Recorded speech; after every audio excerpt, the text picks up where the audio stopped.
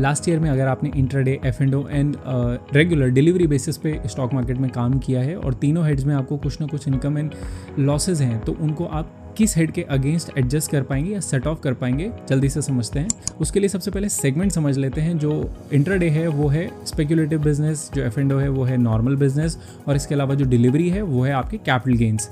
तो जो आपके स्पेक्यूलेटिव गेंस हैं वो सिर्फ और सिर्फ स्पेक्यूलेटिव लॉसेस के अगेंस्ट ही सेट ऑफ किए जा सकते हैं। अगर आपको F&O यानी नॉर्मल बिजनेस में कोई गेन्स हुए हैं तो वो किसी भी हेड के अगेंस्ट सेट ऑफ हो जाएंगे एक्सेप्ट सैलरी। एंड थर्ड, अगर आपको कैपिटल गेन में कुछ भी गेन्स हुए हैं तो वो सिर्फ और सिर्फ कैपिटल लॉसेस के अगेंस्ट ही सेट ऑफ होंगे, वो स्पेक्यूलेटिव या फिर नॉर्मल बिजनेस के अगेंस्ट सेट ऑफ नहीं मिलेगा उसमें आपको। तो नटशेल में आपने देख लिया, it means speculative will be set off against speculative only, and normal business losses can be set off against any head, and capital gain can be set off against capital losses only.